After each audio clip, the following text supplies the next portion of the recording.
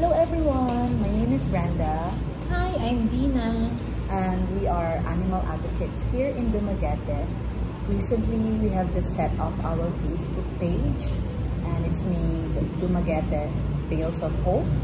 And the main objectives of that page that we set up is to educate the public about animal welfare and responsible pet ownership.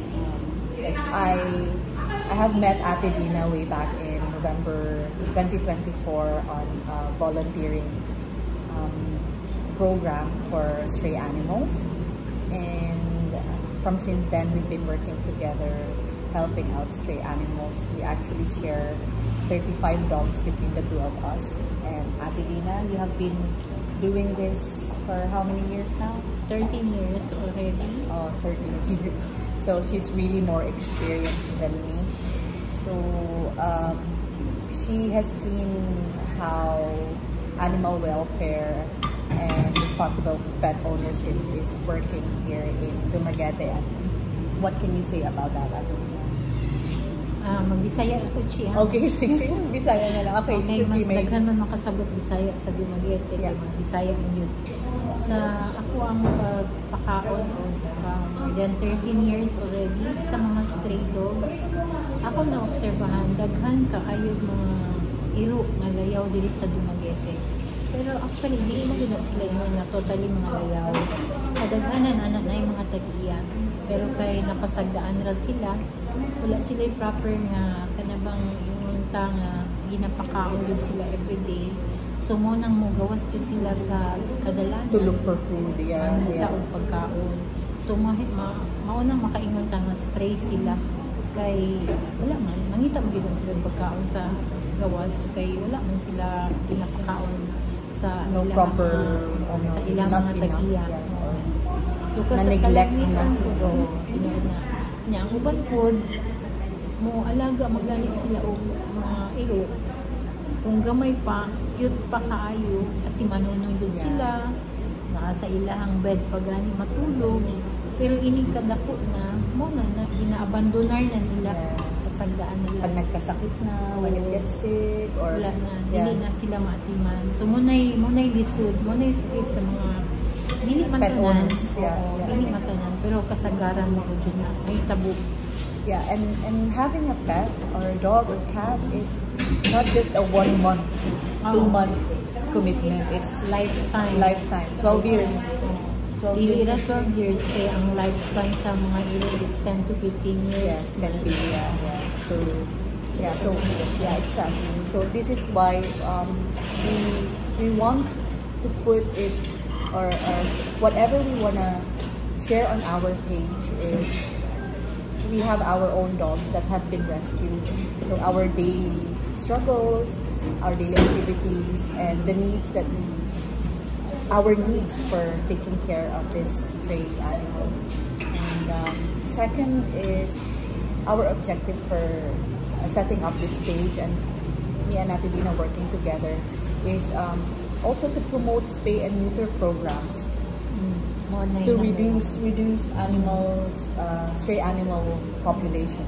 So recently we have just been to do 2 different spay and neuter programs that were headed by the government, initiated by them.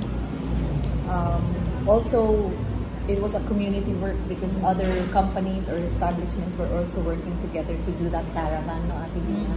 So we had Ate Dina had some of her cats spayed, especially female cats, so they cannot reproduce anymore. And I had 2 cats also and 2 dogs because of that. So yeah, so we really wanna encourage pet owners to spay and neuter their pets. Yeah, so that they don't reproduce anymore. Dili madaghan. If you cannot take care of them, then at least be responsible with them. Yes, it's your responsibility as pet owners to spay and neuter them. That's one of the most minimum that you can do for your pets if you don't, and if you know that you cannot take care of them anymore. And it's one of the third objectives that we want is to advocate for government support and initiatives to protect animal welfare.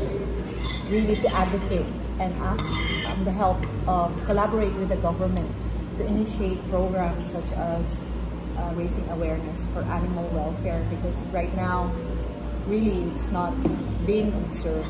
It's actually not the priority. Not, I don't know why. Kay kasagaran man gud karon mo nang kung mahimoon lang atong gobyerno no na mag-implement sila anang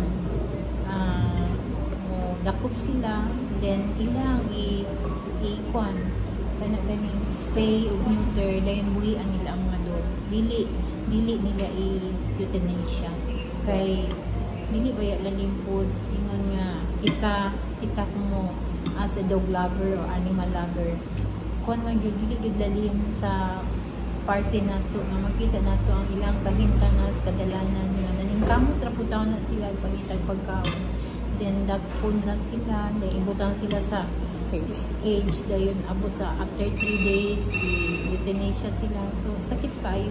Then ang uban pa man gani ana kanang kuan bitaw kanang baguran ng anak, naapa sila yung mga babies, so sakit kayo, madakpan na sila din maabot ang panahon ng taon yung kay ang mga anak kulat sa ilang inahan niya euthanasia na di ay, so it's really not a solution. It's not a solution to catch stray animals and catch and kill. It's actually catch and spay and neuter, and just leave them be in the streets if they want to, if they choose to be feral, or even you can do it in barangay level. In barangay level is the smallest is the smallest form of government, and you can manage that. Mas nindot gani unta yun kung kada barangay tagaan o oportunidad na kada barangay na tawagon ng mga kanang pet owners i-kwan sila kanang ilahang mga iro kung mahimo na ay panahon nga ang mga taga city mag-spay sa kanang mga pet owner katong dili ka afford gani librihan sila, itagaan sila libre na ikapon kada barangay. Kaya kung anto manggol sa syudad, ang uban dili dili ka adto kay usahay sa ilang panahon, ang uban ay trabaho. So mas tindot siguro kung kada barangay level talaga is more manageable. Tagaan mo gayon ba? Tindot na siya nga pamaagi kung ingon ana ang buhaton sa atong government, kada barangay din siya. Then, kuan po kanang kung mahimo po ang mga tag-iya sa mga iro, kung naman gani sila yung mga kuan, dili po nila kanang hinuon baatan man ang mga iro, no? Pero dili po niyo nga sa tanan higayon nakabaat na lang sila o naka-cage. Tagaan na sila higayon kung mahimo kanang ba isuroy-suroy ninyo para ang inyong mga iro po dili po sila ma-board kay pareha ba ito sa ato ang tao na kinangad ko daw kuan lingaw-lingaw ba recreation mo na siya lingaw-lingaw kay para ka ng mga iro po dili po sila mga kuan po sila sa sige na lang mental health din so kinangad po din na po na dili ra pod na daghan pa pod sama panahid sa kung kahimtang ako kaysa kung kaugalingon na amang lugoy 18 kabuok na sa ako anang kaugalingon na yun sa kabulay kaya naapo ko yung mga pang rescue na ako na naa sa temporary shelter. Actually dili yun na yung shelter yun ipagamit rin na siya temporary diya para diya ay butang ang ako mga ipang rescue nga mga hero ika na mga hero ang naa diya karon unsi na lang na sila nabiling diha kana sila katuna mga iro nga ginapakaon ako sa dalan nya kay naman na sila sa una na sila sa isa ka compound nya kay karon ang kanang compound gipadlock naman na so wala ko'y choice kundi kuhaon sila tanan kay mga matay man sila dito sa sulod walay magpakaon nila so gibalhin na sila mo na sila ron na sila sa kanang And you're doing this alone at the at the moment. with your help po, Yeah. So it's just really the two of us, me and Ate Dina, working together. Yeah. Every now and again, if people like to help, we accept. We take whatever we can get. Pasalamat We po receive whatever help we can get. ni makatabang. So, Kanang voluntary ra po. Dili po din nga mo bigay kanang willing ra yeah, gyud if po. whatever comes from your heart, yeah, voluntary, and also when you feel like you want to help, you can reach us on the page. We already have the page now, so we're quite happy about that. Makita po ninyo amo ang mga dogs na naa sa among Yeah, and activities, and also Ate Dina's been doing taking care of the dogs for many years, 13 years. She can give you advice and tips on how to take care, home remedies, all that stuff. So yeah, please follow our page. Kung naman mga pangutana, Yeah. pwede ra po mo makakuha namo kung sa mga kuan sa inyong mga dogs. Kay sa mga experience namo, nara man po may mahimo nga solution po. Yes. Kanarang inatura po, pero makatabang po siya. Makatabang, yeah. Okay, so really we're quite happy to have our page, Facebook page for up and running now. So please follow our Facebook page, Dumaguete Tales of Hope, for updates, tips, and inspiring stories. So we can create and work together to create a more compassionate community for all living beings. Ate Dina, your last words? Salamat kayo ninyo o palibra po o follow mo sa among page. Nya na amoy mga suggestions or mga pangutana, pwede ra po mo maka-message na mo sa among page. Yes, reach out and DM us. Comment on our post. That will really help. We will really be there. We should be really grateful for your follow and likes and sharing our page. So hopefully we can continue to do what we do with your help. Let's work together to create a more compassionate community for all living beings.